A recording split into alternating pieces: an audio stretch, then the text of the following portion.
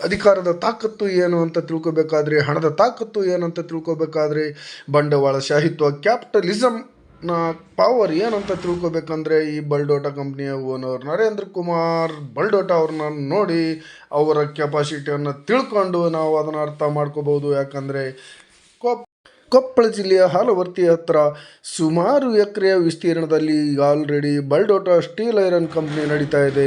ಆದರೆ ಮೊನ್ನೆ ಜನವರಿ ತಿಂಗಳಲ್ಲಿ ತನ್ನ ವಿಸ್ತೀರ್ಣವನ್ನು ವಿಸ್ತರಿಸಲಿಕ್ಕೆ ಸುಮಾರು 1000 ಎಕರೆಗಳ ಹೊಲಗಳನ್ನು ರೈತರಿಂದ ಕೊಂಡುಕೊಂಡು 54,000 ಕೋಟಿ ಹಣವನ್ನು ಮತ್ತಷ್ಟು ಅದರಲ್ಲಿ ಹೂಡಿ ವಿಸ್ತರಿಸಲಿಕ್ಕೆ ಸರ್ಕಾರದಿಂದ ಅನುಮತಿಯನ್ನು ಪಡೆದುಕೊಂಡ ಮೇಲೆ ಅಲ್ಲಿದ್ದ ಜನರು ಒಂದಾಗಿ ಹೋರಾಟಕ್ಕೆ ಸಿದ್ಧರಾದರು. ಜಿಲ್ಲಾಧಿಕಾರಿಗಳಿಂದ ಹಿಡಿದು ಮುಖ್ಯಮಂತ್ರಿಗಳವರೆಗೆ ಮನವಿಯನ್ನು ಸಲ್ಲಿಸಿದ್ರು ಕೂಡ ಆ ಬಲ್ಡೋಟ ಫ್ಯಾಕ್ಟರಿಯ ವಿಸ್ತರಣೆಯ ಕಾರ್ಯ ನಡೀಲಿಲ್ಲ. ಅಲ್ಲಿರುವಂಥ ಎಲ್ಲ ರೀತಿಯ ಕಾಮಗಾರಿಗಳು ಭರ್ಜರಿಯಾಗಿ ಬೃಹದಾಕಾರದಲ್ಲಿ ನಡೀತಾನೆ ಇದ್ದು, ಇದರಿಂದ ದಿಗಿಲುಗೊಂಡ ಜನ ಒಂದು ಆಂದೋಲನಕ್ಕಾಗಿ ಅಭಿನವ ಶ್ರೀ ಗವಿಸಿದ್ದೇಶ್ವರ ಸ್ವಾಮೀಜಿಗಳ ಒಂದು ಸಹಾಯವನ್ನು ಕೇಳಿ ಅವರ ಸಹಕಾರದಿಂದ ಕೊಪ್ಪಳ ಜಿಲ್ಲೆಯಲ್ಲಿ ದೊಡ್ಡ ಮಟ್ಟದ ಒಂದು ಆಂದೋಲನವನ್ನು ಸ್ಟಾರ್ಟ್ ಮಾಡಿ ಕೊಪ್ಪಳ ಜಿಲ್ಲಾ ಬಂದ್ ಕಾರ್ಯಕ್ರಮವನ್ನು ಹಮ್ಮಿಕೊಂಡರು. ಅದರಲ್ಲಿ ಅಭಿನವ ಶ್ರೀ ಗವಿಸಿದ್ದೇಶ್ವರ ಸ್ವಾಮೀಜಿಗಳು ಪಾದಯಾತ್ರೆಯ ಮೂಲಕ ಬಂದು ಮುಖ್ಯಮಂತ್ರಿ ಜಿಲ್ಲಾಧಿಕಾರಿಗಳಿಗೆ ಮನವಿಯನ್ನು ಸಲ್ಲಿಸ್ತಾರೆ. ಬಲ್ಡೋಟ ಫ್ಯಾಕ್ಟರಿಯ ವಿಸ್ತರಣೆಯನ್ನು ತಡಿಲಿಕ್ಕೆ, ಅಲ್ಲಿರುವಂಥ ಅನುಮತಿ ಪತ್ರವನ್ನು ರದ್ದುಗೊಳಿಸಲಿಕ್ಕೆ ಬೃಹತ್ ಸಭೆಯಲ್ಲಿ ಕೊಪ್ಪಳ ಜಿಲ್ಲೆಯಲ್ಲಿ ತಾಲೂಕಾ ಕ್ರೀಡಾಂಗಣದಲ್ಲಿ ನಡೆದಂತಹ ಕಾರ್ಯಕ್ರಮದಲ್ಲಿ ಪಾದಯಾತ್ರೆಯ ಮೂಲಕ ಬಂದು ಸಮಸ್ತ ತನ್ನ ಗವಿಸಿದ್ದಪ್ಪಾತ್ನವರ ಅಭಿಮಾನಿಗಳು ಭಕ್ತರಿಗೋಸ್ಕರ ಕಣ್ಣೀರನ್ನು ಹಾಕಿ ಆ ಬಲ್ಡೋಟ ಫ್ಯಾಕ್ಟರಿಯ ವಿಸ್ತರಣೆಯನ್ನು ತಡಿಲಿಕ್ಕೆ ಗುಡುಗಿದ್ರು. ಬಲ್ಡೋಟ ಫ್ಯಾಕ್ಟರಿಯ ಸುತ್ತಮುತ್ತಲಿರುವಂಥ ಸುಮಾರು 10-12 ಹಳ್ಳಿಗಳ ಪರಿಸ್ಥಿತಿಯನ್ನು ಒಂದು ವಿಡಿಯೋ ನೋಡಿ, ಅಲ್ಲಿರುವಂಥ ಹೊಲಗದ್ದೆಗಳ ಪರಿಸ್ಥಿತಿ, ಅಲ್ಲಿರುವಂಥ ಸ್ಕೂಲ್ಗಳ ಪರಿಸ್ಥಿತಿ, ಅಲ್ಲಿರುವಂಥ ನೀರುಗಳ ಪರಿಸ್ಥಿತಿ, ಎಲ್ಲ ರೀತಿಯಿಂದ ಈ ಕಂಪ್ನಿಗಳಿಂದ ಬರುವ ಜಲ ತ್ಯಾಜ್ಯಗಳಿಂದ, ಹೊಗೆಗಳಿಂದ ಈ ಎಲ್ಲ ವಾತಾವರಣ ಕುಸಿತುಕೊಂಡು ಹದಗೆಟ್ಟು ಜನರ ಆರೋಗ್ಯ ಸ್ಥಿತಿ ತುಂಬ ಹದಗೆಟ್ಟ ಸ್ಥಿತಿಯಲ್ಲಿ ಹೋದಾಗ ಅದನ್ನು ಕಂಡು ಕಣ್ಣೀರಿಟ್ಟ ಗವಿಸಿದ್ದೇಶ್ವರ ಸ್ವಾಮೀಜಿಗಳು ಅಲ್ಲಿ ಕೊಪ್ಪಳ ಜಿಲ್ಲೆಯಲ್ಲಿರುವಂಥ ಎಲ್ಲ ಜನಪ್ರತಿನಿಧಿಗಳನ್ನು ಒಟ್ಟುಗೂಡಿಸಿ ಈ ಬಲ್ಡೋಟ ಕಂಪ್ನಿಗೆ ಕೊಟ್ಟಿರುವಂಥ ವಿಸ್ತರಣಾ ಅನುಮತಿ ಪತ್ರವನ್ನು ರದ್ದು ಮಾಡಿಸ್ಕೊಂಡೇ ನೀವು ಕೊಪ್ಪಳ ಜಿಲ್ಲೆಗೆ ಬರಬೇಕು, ಇಲ್ಲದಿದ್ದರೆ ನೀವು ಕೊಪ್ಪಳ ಜಿಲ್ಲೆಯಲ್ಲಿ ಕಾಲಿಡಬೇಡಿ ಅನ್ನುವಂಥ ಒಂದು ಆದೇಶವನ್ನು ಮಾಡಿದರು. ಆದರೆ ಕೂಡ ಯಾವುದೇ ರೀತಿಯಿಂದ ಕಾರ್ಯಗಳನ್ನು ಮಾಡಲಿಲ್ಲ. ಈ ರಾಜಕೀಯ ಮುಖಂಡರುಗಳು ಒಳಗೊಳಗೆ ಷಡ್ಯಂತ್ರಗಳನ್ನು ಹಾಕಿಕೊಂಡು ಅಲ್ಲಿರುವಂಥ ಈ ಬಲ್ಡೋಟ ಫ್ಯಾಕ್ಟರಿಯಿಂದ ಡೀಲ್ಗಳನ್ನು ಮಾಡಿಕೊಳ್ಳಿಕ್ಕೆ ಮುಖ್ಯಮಂತ್ರಿಗಳನ್ನು ಬಳಸ್ಕೊಂಡು ಜಿಲ್ಲೆಯ ಎಲ್ಲ ಜನನಾಯಕರನ್ನು ಹಿಂದಿಟ್ಕೊಂಡು ಮುಖ್ಯಮಂತ್ರಿಗಳ ಹತ್ರ ಹೋಗಿ ಕೊಪ್ಪಳದ ಬಲ್ಡೋಟ ಕಾರ್ಖಾನೆಯ ವಿಸ್ತರಣೆಯನ್ನು ಸ್ಥಗಿತಗೊಳಿಸುವಂಥ ಒಂದು ಆದೇಶವನ್ನು ಮಾಡಿಸಿದರು. ಅಲ್ಲಿಗೆ ಮುಗಿತು ನೋಡಿ ಈ ಬಲ್ಡೋಟ ಕಾರ್ಖಾನೆಯ ವಿಸ್ತರಣೆಯ ಕಾರ್ಯಕ್ರಮ. ಆದರೆ ಮುಂದೆ ನಡೆದಿದ್ದೇ ಬೇರೆ. ಅದೇನಂತ ಇಲ್ಲಿ ಒಂದು ವಿಡಿಯೋ ಇದೆ, ನೋಡ್ಕೊಂಬನ್ನಿ ಮೊದಲು. ನಾವು ಅಜ್ಜರ್ ನೇತೃತ್ವದ ಒಂದು ಸ್ಟ್ರೈಕ್ ಕರೆದ್ರು ಎಲ್ಲಾ ಟೋಟಲ್ ಇಡೀ ಕೊಪ್ಪಳದ ನಾಗರಿಕರು, ರೈತರೆಲ್ಲ. ಈ ಕೊಪ್ಪಳಕ್ಕ ಫ್ಯಾಕ್ಟರಿ ಚಾಲು ಆದ್ರೆ ಇಲ್ಲಿರಂತ ಸೈಟ್ ರೇಟು, ಇಲ್ಲಿರಂತ ಜನಕ ಬಹಳ ಅಪಘಾತ ಆಗ್ತದೆ ಅಂತ ಹೇಳಿ ನಾವೆಲ್ಲರೂ ಸ್ಟ್ರೈಕ್ ಹೋರಾಟ ಮಾಡಿದ್ವಿ. ನಮ್ಮ ಜೊತೆ ಕಾಂಗ್ರೆಸ್ ನಾಯಕರು ಯಾಕೆ ಬಣ್ಣ ಹಚ್ಚಿದ್ರೆ ಅವ್ರು ಲೂಟಿ ಮಾಡಕ್ ನಮ್ಮನ್ನ ಕರೆದ್ರು. ಅವರು ಡೆವಲಪ್ಮೆಂಟ್ ನಮ್ಮನ್ನ ಕರೆದಿಲ್ಲ, ಫ್ಯಾಕ್ಟರಿ ಬಂದ್ ಮಾಡಿಸ್ಬೇಕಂತ ಕರೆದಿಲ್ಲ, ಫ್ಯಾಕ್ಟರಿ ಲೂಟಿ ಮಾಡಕ್ ನಮ್ನೆಲ್ಲರೂ ಕರೆದ್ರು. ಈ ಜಿಲ್ಲಾ ಉಸ್ತುವಾರಿ ಮಂತ್ರಿ ಎಲ್ಲಾರು ಟೋಟಲ್ ಹಾಲಿ ಶಾಸಕರು, ಮಾಜಿ ಶಾಸಕರು, MLC ನಮ್ಮ ಡಾಕ್ಟರ್ ಎಲ್ಲಾರು ಜಿಲ್ಲಾ ಉಸ್ತುವಾರಿ ಮಂತ್ರಿ ಕರೆದ್ರು. ಏನಂದ ತಾವು ಸಿಂಗಲ್ ಪೇಮೆಂಟ್ ಮಾತಾಡಿದ್ರು. ಯಾರ ಜೊತೆ ಅವ್ರ ಜೊತೆ ಮಾತಾಡಿ 2% 52,000 ಕೋಟಿ ಎಷ್ಟಾದ್ ನಿಮ್ಗೆ ಲೆಕ್ಕ ಹೇಳ್ತೀನಲ್ಲ. ಲೆಕ್ಕ ಅಲ್ಲಿಲ್ಲ 2% ಸೆಟಲ್ಮೆಂಟ್ ಯಾಕೋದು ಅಂತ ಹೇಳ್ತೀನಿ. ಅವ್ರು 2% ಕೊಡ್ತಂತ ಅವ್ರು ಹೇಳಿದ್ರು, ಇವ್ರು 5% ಕೇಳ್ಯಾರ. ಅವ್ರು ಯಾರು ಬಗ್ಗಿಲ್ಲ, ಯಾರು ನಮ್ಮ ಫ್ಯಾಕ್ಟರಿ ಓನರು ಇವ್ರ ಮಾತಿಗೆ ಆದ್ಯತೆ ಕೊಟ್ಟಿಲ್ಲ. ಅವಾಗ ಏನಾಯ್ತು ಹೇಳು, ನಮ್ನೆಲ್ಲರೂ ಜಿಲ್ಲಾ ಉಸ್ತುವಾರಿ ಮಂತ್ರಿ ಕರೆದು ಶಾಸಕರನ್ನ ಎಲ್ಲಾನು ಕರೆದು ಮೀಟಿಂಗ್ ಮಾಡಿ ಬೆಂಗಳೂರಲ್ಲಿ ಕರೆದು ಮತ್ CM ಅವ್ರ ಮನೆಗೆ ಕರ್ಕೊಂಡ್ಬಂದು ನಮ್ ಜೊತೆ CM ಅವ್ರಿಗೆ ಹೇಳಿಸ್ತು. ಇಲ್ಲ ರೀ, ಎಲ್ಲಾರು ಇಡೀ ಕೊಪ್ಪಳ ಜಿಲ್ಲೆದ ಎಲ್ಲಾರು ಬಂದ್ಬಿಟ್ಟಾರ, ಫ್ಯಾಕ್ಟರಿ ಬಂದ್ ಮಾಡ್ಬೇಕಂತ ಹೇಳಿ. ಫ್ಯಾಕ್ಟರಿ ಬಂದ್ ಮಾಡ್ಬೇಕಂತಂದಾಗ ರಾಜ್ಯದ ಮುಖ್ಯಮಂತ್ರಿ ಜಿಲ್ಲಾಧಿಕಾರಿ ಫೋನ್ ಮಾಡಿ, ನೋಡ್ರಿ ಇಲ್ಲಿ ಇಡೀ ಜಿಲ್ಲಾ ನಾಯಕರು ಎಲ್ಲಾರು ಬಂದ್ಬಿಟ್ಟಾರ ನಮ್ಮ ಮನೆಗೆ ಅಂತೇಳಿ ಫೋನ್ ಕೂಡ ಒಂದು ಕಾರ್ಯ ಮಾಡಿದ್ರು. ಫ್ಯಾಕ್ಟರಿ ಅದು ಕೂಡ ಜಿಲ್ಲಾಧಿಕಾರಿ ಬಂದ್ ಮಾಡ್ಲಿಲ್ಲ, ಕಾನೂನು ಚೌಕಟ್ಟಿನಲ್ಲಿ ಅಂತ ಬಂದ್ ಮಾಡ್ಲಿಲ್ಲ. ಅವಾಗ ಮತ್ತೆ 2 ದಿನ ತಾವು ಸಿಎಂ ತಲೆ ಮತ್ತೆ ಬಂದ್ ಮಾಡಿಸ್ತಾರೆ. ಎದಕ್ಕ ಲೂಟಿ ಮಾಡಕ್ ಹೋಗಿ ಬಂದ್ ಮಾಡಿಸಿದ್ರು. ಇನ್ನ ಜನರಿಗೆ ಒಳ್ಳೇದಾಗಬೇಕು, ಜನರು ಬಯಸಿದಂತೆ ಜನರ ಅಭಿಪ್ರಾಯ ಬಂದ್ ಮಾಡ್ಬೇಕಾಗಿಲ್ಲ, ತಮ್ಮ ಕಮಿಷನ್ಗಾಗಿ 2 ದಿನ ಬಂದ್ ಮಾಡಿಸಿದ್ರೆ 2 ದಿನ ಚಾಲು. ನೀವು ಜವಾಬ್ದಾರಿ ಇದ್ದರು ಇದನ್ನ ಒಪ್ಕೊಂಡಾಗ ಇದನ್ನ ಬದ್ಧ, ಈ ಹೇಳಿಕೆ ಬದ್ಧ ಇದೆಯಲ್ಲ, ಈ ಬದ್ಧ ಇದೀನಿ, ಯಾವತ್ತಿಗೂ ಬದ್ಧ ಇದೀನಿ. ಗಂಭೀರ ಆರೋಪ ಮಾಡಿದ್ದೀರಿ. ನಿಮ್ಮ ಹತ್ರ ಏನಾದ್ರೂ ಒಂದು ಸಾಕ್ಷಿ ಯಾವ ಇರಂಗಿಲ್ಲ, ಯಾವುದೇ ಮಂತ್ರಿ ಡಾಕ್ಯುಮೆಂಟ್ ಇರಂಗಿಲ್ಲ, ನೇರವಾಗಿ ಏನ್ ನಡೀತಂತ ನನಗೆ ಗೊತ್ತೈತೆ. ಎಲ್ಲಿ ನಡೀತು? ಎಷ್ಟು ಡಿಮ್ಯಾಂಡ್ ಮಾಡಿದ್ರೆ ಅವ್ರಿಗೆ ಏನು ಅಂತ ಫಸ್ಟಿಗೆ ಅವರು 2% ಕೊಡ್ತಂತ ಹೇಳ್ಯಾರ ಇವರಿಗೆ. ಯಾರು ಎಲ್ಲ ಇಡೀ ಕಾಂಗ್ರೆಸ್ ನಾಯಕರಿಗೆ, ಇಡೀ ಜಿಲ್ಲಾ ಕಾಂಗ್ರೆಸ್ ನಾಯಕರು ಒಬ್ಬರಿಬ್ಬರಲ್ಲ, ಆಲ್ ಕಾಂಗ್ರೆಸ್ ನಾಯಕರಿಗೆ 2% ಕೊಡ್ತಂತ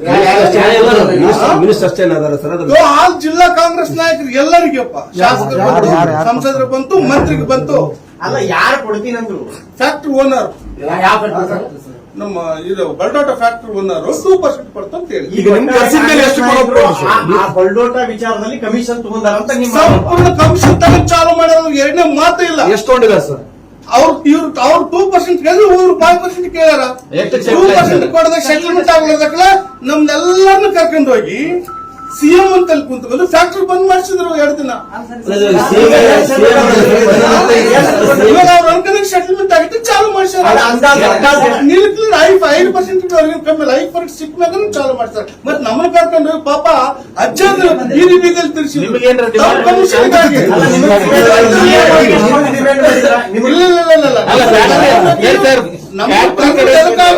ಫ್ಯಾಕ್ಟ್ರಿ ಕಡೆಯಿಂದ ನಿಮಗೆ ಯಾರು ಅಪ್ರೋಚ್ ಮಾಡಿದ್ರೆ? ಇಲ್ಲ, ನಾವು ಅವ್ರು ಮಾತಾಡಂಗಿಲ್ಲ, ಅವ್ರು ಬಂದ್ ಮಾಡ್ಬೇಕಂಬಾರೆ.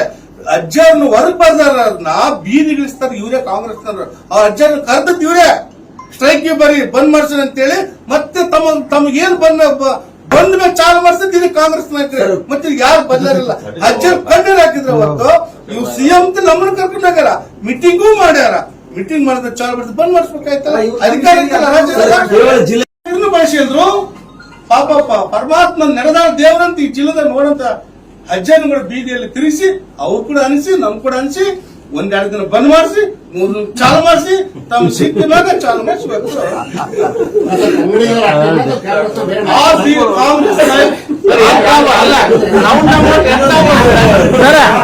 ಇವ್ರೆ ಡೀಲ್ ಎಷ್ಟಾಗಿರ್ಬೋದು ಅಂದಾಜು? ಅಲ್ಲಲ್ಲ, ಈಗಾದ್ರೂ ಗೊತ್ತಾಯ್ತಲ್ಲ, ಬಲ್ಡೋಟ ಕಂಪ್ನಿಯ ಓನರ್ ಹಾಗೂ ಬಂಡವಾಳಶಾಹಿಯ ಪವರ್ ಎಂಥದ್ದು ಅಂತದನ್ನು ಕೂತಲ್ಲೇ ಕಾಲ್ ಮೇಲೆ ಕಾಲು ಹಾಕ್ಕೊಂಡು ಕೂತ್ಕೊಳ್ಳುವಂಥ ಯೋಗ ಅವ್ರಿಗಿದ್ರೆ ಈ ರಾಜಕಾರಣಿಗಳಿಗೆ ಕೂತಲ್ಲೇ ದುಡ್ಡು ಹೊಡೆಯುವಂಥ ಅವಕಾಶ ಈ ದೊಡ್ಡ ದೊಡ್ಡ ಮಟ್ಟದ ಸ್ಟೇಟ್ ಲೆವೆಲ್ ರಾಜಕಾರಣಿಗಳಿರುತ್ತೆ ಅನ್ನುವಂಥದ್ದು ಈ ಬಸವರಾಜ್ ಧಡೇಸೂರಿ ಅನ್ನುವಂಥ ಕನಗಿರಿ ಮಾಜಿ ಶಾಸಕರ ಒಂದು ಪ್ರೆಸ್ ಮೀಟ್ನಿಂದ ಗೊತ್ತಾಗುತ್ತೆ. ಹೀಗಂತ ದೊಡ್ಡ ಮಟ್ಟದ ಒಂದು ಹೋರಾಟ ಯಶಸ್ವಿ ಆಗಲಿಲ್ಲ. ಗವಿಸಿದ್ದಪ್ಪನವರು, ಅಭಿನವ ಗವಿಸಿದ್ದೇಶ್ವರ ಸ್ವಾಮೀಜಿಗಳು ಮಾಡಿದಂತಹ ಒಂದು ಕೊಪ್ಪಳ ಬಂದ್, ಒಂದು ಜನಾಂದೋಲನ, ಒಂದು ಪಾದಯಾತ್ರೆ ಯಶಸ್ವಿ ಆಗಿದ್ರೂ ಕೂಡ ತದನಂತರದಲ್ಲಿ ಫೇಲ್ ಆಗೋಯಿತು. ಇಲ್ಲಿರುವಂಥ ಫ್ಯಾಕ್ಟ್ರಿ ಮತ್ತೆ ಸ್ಟಾರ್ಟ್ ಆಗಿ ಗಂಭೀರವಾಗಿ ದೊಡ್ಡ ಮಟ್ಟದಲ್ಲಿ ಬೆಳವಣಿಗೆಯನ್ನು ಕಾಣ್ತಾ ಇದೆ.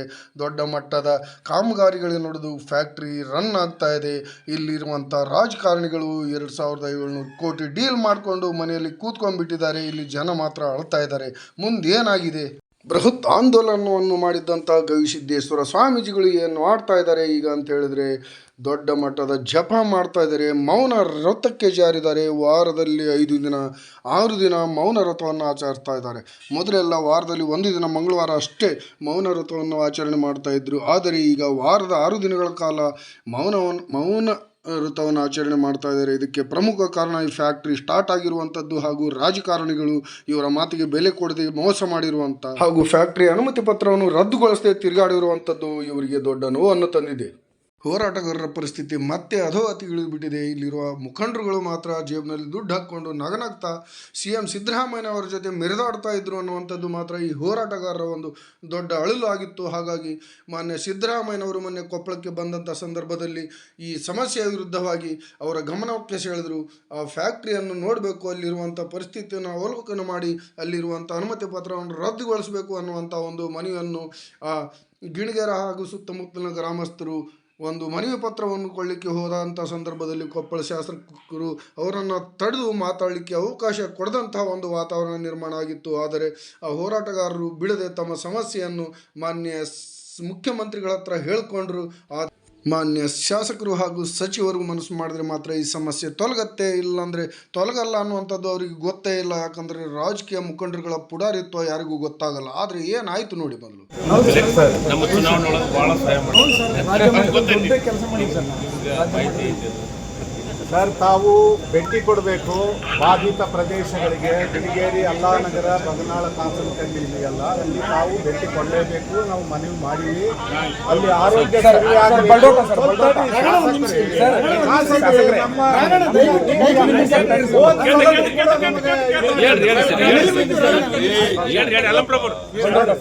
ತಾವು ಬಾಧಿತ ಪ್ರದೇಶಕ್ಕೆ ಭೇಟಿ ಕೊಡಬೇಕು.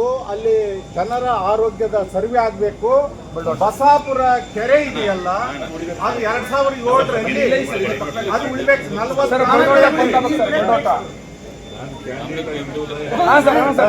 ಪ್ರಚಾರ ಮಾಡಿ ಸರ್.